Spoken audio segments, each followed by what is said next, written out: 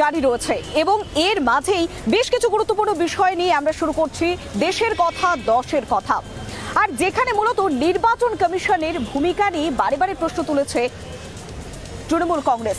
তবে এর মাঝেই নির্বাচন কমিশন কি সিদ্ধান্ত নেবে? ভোট কি এক দফায় করে নেবে নাকি চূড়ান্ত পর্যায়ের সিদ্ধান্ত নেবে সর্বদলীয় বৈঠকের পর? তার জন্য অপেক্ষা করতে হবে আগামীকাল। করোনায় আক্রান্ত হচ্ছেন প্রার্থীরাও। সংক্রমিত হয়ে মৃত্যু হয়েছে মুর্শিদাবাদের শামশেরগঞ্জের কংগ্রেস প্রার্থী রেজাউল হকের। এই পরিস্থিতিতে শনিবার রাজ্যে ৪৫টি আসনে ভোট গ্রহণ। এরপরেও বাকি এখনও ৩টি দফা। করোনা বিধি মেনে ভোট করতে শুক্রবার রাজনৈতিক দলগুলির সঙ্গে বৈঠক করতে চলেছে কমিশন। সূত্রে খবর, সেই বৈঠকে বেশ কিছু সিদ্ধান্তের সম্ভাবনা রয়েছে। সভা এবং রোড শোতে রাশ টানার সম্ভাবনা, বড় জনসভার পরিবর্তে ছোট জনসভার নির্দেশ, প্রচারে করোনা বিধি মেনে চলার পরামর্শ, মাস্ক স্যানিটাইজার বাধ্যতামূলক ব্যবহারের নির্দেশ। রাজ্যে কোভিড আক্রান্তের সংখ্যা বৃদ্ধি নিয়ে কমিশনের ভূমিকায় সরব হয়েছে তৃণমূল। সেই সঙ্গে ভোট পর্বের বাকি দফাগুলির একসঙ্গে করার আর্জি জানান মুখ্যমন্ত্রী মমতা বন্দ্যোপাধ্যায়।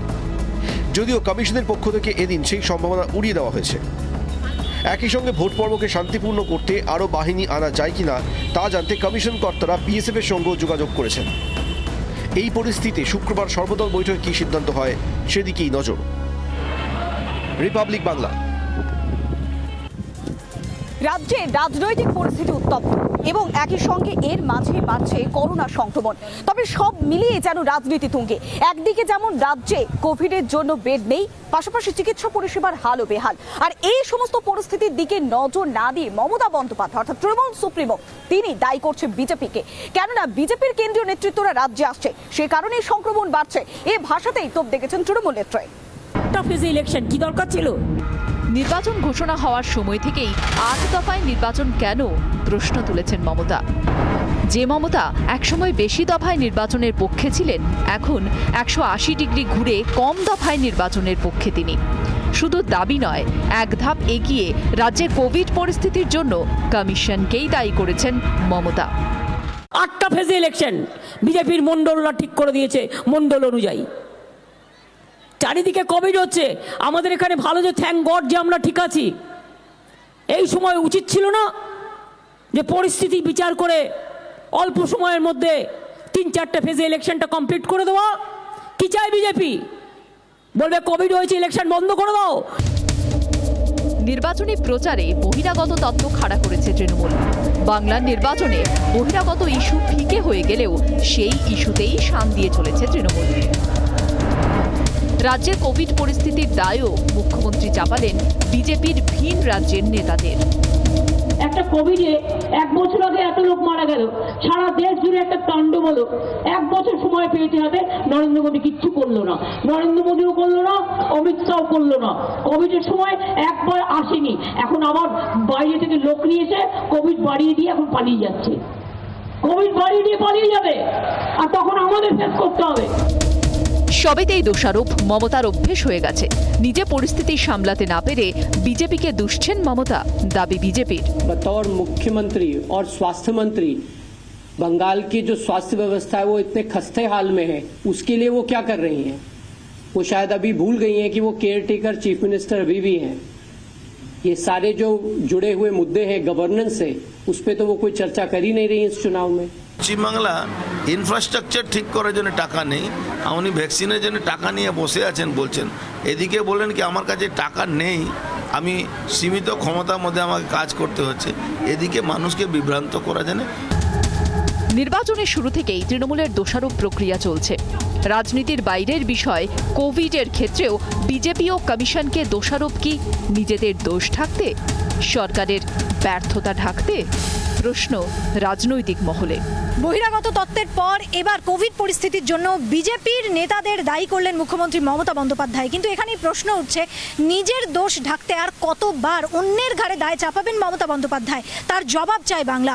ক্যামেরাম্যান গৌরবের সঙ্গে Renaissance Chakraborty, Republic Bangla. Vote বঙ্গে ক্রমাগতই চোখ রাঙাচ্ছে করোনা। একদিনে আক্রান্ত রাজ্যে 7,000, যা এক কথায় রেকর্ড। আর আক্রান্তের শীর্ষে রয়েছে শহর কলকাতা। সময়ের সঙ্গে সঙ্গে বাড়ছে করোনা আক্রান্তের সংখ্যা। পশ্চিমবঙ্গের বুকে আক্রান্তের সংখ্যা ক্রমাগতই বাড়ছে, তবে শহর কলকাতা আক্রান্তের শীর্ষে রয়েছে। আর এই যে বিষয়টি, নির্বাচনের আবহে এক ধাক্কায় করোনার সংক্রমণ বেশ খানিকটা দ্বন্দ্বে ফেলেছে নির্বাচনী আধিকারিক সহ সাধারণ মানুষকে। আমাদের প্রতিনিধি রয়েছে আমাদের সঙ্গে। সতীন, বলা যেতে পারে এই যে পরিস্থিতি কতখানি ভয়ঙ্কর হতে চলেছে? দেখো, একদিনে আমরা যদি দেখি, আজকের কিন্তু স্বাস্থ্য ভবনের রিপোর্ট অনুযায়ী 6,769 জন কিন্তু এখনো পর্যন্ত আক্রান্ত। এটা স্বাস্থ্য ভবন বলছে। গতকালকে হিসেবটা যদি দেখি তাহলে কিন্তু প্রায় একদিনের আক্রান্তের সংখ্যা কিন্তু আজকের তুলনায় অন্তত 1000 কম ছিল, এবং সেই জায়গা থেকে কিন্তু লাফি যেভাবে প্রত্যেক দিন 1,000 করে আক্রান্তের সংখ্যা প্রত্যেক দিন যেভাবে বেড়ে চলেছে, তাতে কিন্তু কার্যত একটি কিন্তু সমূহ বিপদ দেখতে পাচ্ছেন বিশেষজ্ঞরা পশ্চিমবঙ্গের জন্য। যদি অতি দ্রুত এই পরিস্থিতির মোকাবেলা করার জন্য যাবতীয় যে ইনফ্রাস্ট্রাকচার থেকে শুরু করে যাবতীয় পরিকাঠামো যদি উন্নত না করা সম্ভব হয়, তাহলে কিন্তু এর আগে ফার্স্ট ওয়েভে যে পরিস্থিতি ছিল পশ্চিমবঙ্গের সামনে, সেই পরিস্থিতি থেকেও কিন্তু ভয়ঙ্কর পরিস্থিতি শুরু হতে চলেছে। কুচি নিয়ে রাজ্য রাজনীতির সরগরম, কেননা শীতল কুচির এক্সক্লুসিভ ছবি শুধুমাত্র দেখিয়েছিল রিপাবলিক বাংলা। আর তারপর থেকেই শাসক বিরোধী তরজা তুঙ্গে, কেননা মমতা বন্দ্যোপাধ্যায় তিনি নির্বাচন কমিশনকে কাঠগড়ায় তুলেছেন। তবে বিজেপি সেই অভিযোগকে নস্যাৎ করেছেন। তিনি বলেছেন মমতা বন্দ্যোপাধ্যায়ের উস্কানিমূলক মন্তব্যের জন্য শীতলকুচিতে প্রাণ হারাতে হয়েছে 4 জনকে। এমনটাই সরাসরি তোপ দেখেছেন অমিত মালব্য। 126 उस पर हमला किया और बूथ कैप्चर करने का भी प्रयास किया। इस बात को कूच बिहार के एसपी ने और बूथ पर जो पोलिंग ऑफिसर्स थे, उन दोनों ने सही ठहराया। और ध्रुवीकरण इस प्रदेश में चाहती हैं ताकि उनको चुनाव में लाभ हो। उनके उस बयान के लिए जिसमें उन्होंने मुस्लिम समाज को एक साथ आकर वोट करने की अपील करी, उस पर इलेक्शन कमीशन ने उन पर प्रतिबंध भी लगाया। নববর্ষে প্রচারে সরগরম গোটা বাংলা। আর এই বঙ্গে প্রচারে ঝড় তুলেন কেন্দ্রীয় মন্ত্রী স্মৃতি ইরানি। তিনি বলেন যে ডাবল ইঞ্জিনের সরকার যদি ক্ষমতায় আসে তবেই বাংলার উন্নয়ন সম্ভব। এমনটাই আশা প্রকাশ করেছেন বিজেপির তারকা ক্যাম্পেনার।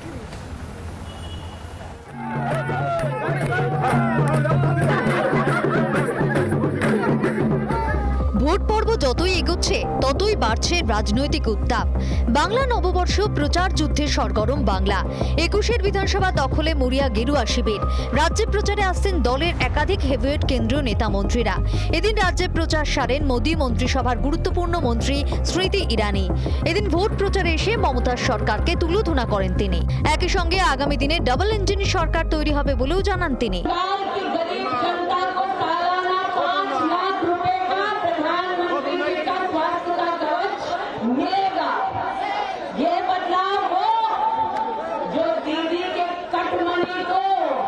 इतिहास में समेट कर रख देगा और विकास के नए उजाले की तरफ पश्चिम बंगाल की जनता को ले जाएगा। কেন্দ্রীয় মন্ত্রীর সফর ঘিরে রীতিমতো উচ্ছ্বসিত দলের নেতা কর্মীরা। 1 লক্ষ লিড নিয়ে আমরা ইংলিশ বাজার বিধানসভা জিতবো। সারা পশ্চিম বাংলার মধ্যে সর্বশ্রেষ্ঠ পজিশন হবে, শীর্ষস্থানে থাকবে ইংলিশ বাজার বিধানসভা।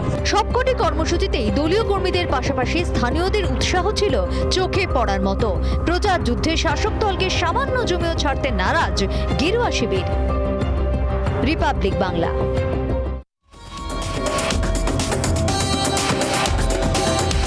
বঙ্গে ভোট বন্ধ করতে চক্রান্তের অভিযোগ আনলেন মিঠুন চক্রবর্তী। বৃহস্পতিবার নোয়াপাড়ায় জনসভায় এই অভিযোগ তুলে সাধারণ মানুষকে উস্কানিতে পা না দেওয়ার জন্য আবেদন জানালেন মহাগুরু। এখন যেভাবেই হোক ইলেকশনকে বন্ধ করার চেষ্টা করা হচ্ছে, এই উস্কানিতে একদম পা দেবেন না। নববর্ষের দুপুরে মিঠুন চক্রবর্তী জগদ্দল বিধানসভার বিজেপির প্রার্থী অরিন্দম ভট্টাচার্য এবং ভাটপাড়া বিধানসভার বিজেপির প্রার্থী পবন সিং এর প্রচারে রোড শো করেন। প্রচারের ফাঁকে রিপাবলিক বাংলার মুখোমুখি হয়ে সরকার ও শাসক দলকে নিশানা করলেন মহাগুরু। এই সরকারের প্রতি মানুষের রাগ বাইরে এসে গেছে, আর এগুলোই এই রাগই কালকে দেখেন ভোটে আসবে। নৈহাটির বিজেপি প্রার্থীর সমর্থনে স্থানীয় সাহেব কলোনি মোড় থেকে প্রথম রোড শো করেন মহাগুরু। দ্বিতীয় রোড শো হয় কাকিনাড়া নারায়ণপুর ইউনাইটেড ক্লাবের মাঠ থেকে ভাটপাড়া নদিয়া জুট মিল পর্যন্ত। পরে নোয়াপাড়ায় জনসভা করেন মিঠুন চক্রবর্তী। রোড শো ও জনসভায় উপচে পড়েছিল ভিড়। ভিডিও জার্নালিস্ট দেবব্রত বোসের সঙ্গে সমাদৃতা মুখার্জি, রিপাবলিক বাংলা। নববর্ষের দিন রণংদেহী মেজাজে শুভেন্দু অধিকারী। তিনি বলেন যে বাংলায় সন্ত্রাসের জন্য দায়ী একমাত্র তৃণমূল কংগ্রেস, তাই শান্তি ফেরানোর জন্য তৃণমূল কংগ্রেসেই ভোট দিতে হবে। পাশাপাশি নন্দীগ্রাম জয়ের বিষয়ে আশার কথা শোনালেন শুভেন্দু অধিকারী। সকালে পয়লা বৈশাখের শোভাযাত্রা, বিকেলে ভোট প্রচার। বাংলা নববর্ষের ঠাসা কর্মসূচিতে দিনভর ব্যস্ত রইলেন শুভেন্দু অধিকারী। শোভাযাত্রা ও জনসভা থেকে মমতা বন্দ্যোপাধ্যায় ও তৃণমূল সরকারকে নিশানা করলেন বিজেপি প্রার্থী। বঙ্গটাকে চতুর্দিকে পরিণত করেছেন মাননীয়া এবং তার সরকার। প্রচারে নির্বাচন কমিশনের নিষেধাজ্ঞা জারির প্রতিবাদে তৃণমূল নেত্রীর ধর্নার প্রসঙ্গে মমতা বন্দ্যোপাধ্যায়কে খোঁচাও দিয়েছেন শুভেন্দু অধিকারী। গুজরাটিদের বহিরাগত বলে তাকেই সারাদিন গুজরাটির পায়ের তলায় বসে থাকতে হয়েছে গান্ধী মূর্তি নিয়ে।